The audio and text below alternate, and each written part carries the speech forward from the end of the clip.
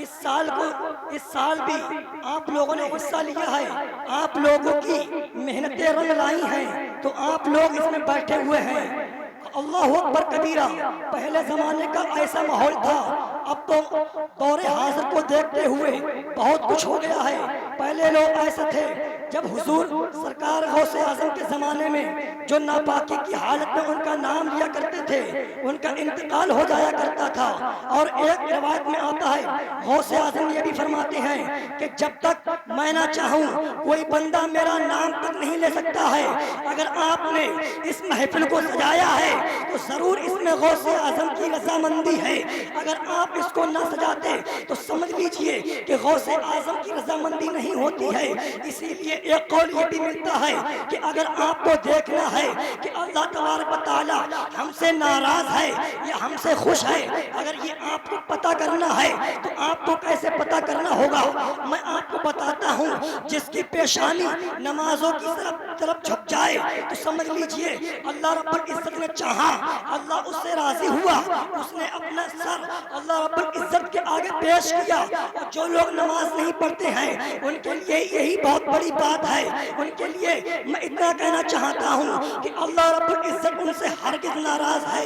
क्योंकि एक कौल ये मिलता है, अगर आपको मालूम करना है कि अल्लाह रब्बुल इज्जत आपसे नाराज है या अल्लाह आपसे खुश है, तो आपको यही बहुत बड़ी बात है।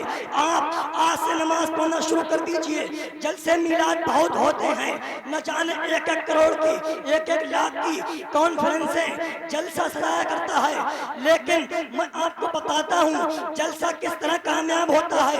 अगर इतने लोग सुनने वाले बैठे हैं, अगर जलसे में किसी एक आलिम दीन की आपने बात पे अमल कर लिया, समझो आपका जलसा कामयाब है।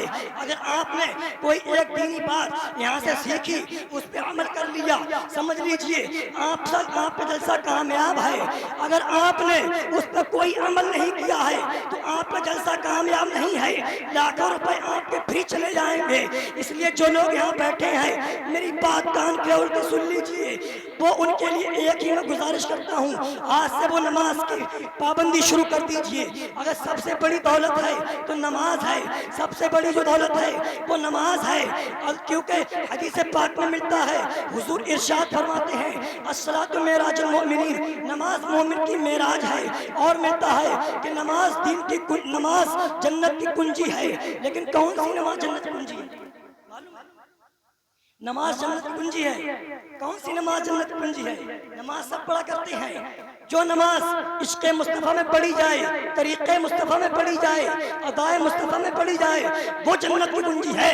लेकिन जो नमाज तरीक़े मुस्तफ़ा से खाली हो, अदाए मुस्तफ़ा से खाली हो, याद नबी से खाली हो, वो जन्नत की कुंजी नहीं बल्कि वो जहन्नम की कुंजी है। इसीलिए तो फरमाने वाले ने फरमाया कि जिक्र खुदा जो उनसे जुदा चाहो न जितियों, वल्लाह जिक्र हक नहीं कुंजी सत्तर की है। अस्सलाम वालेकुम।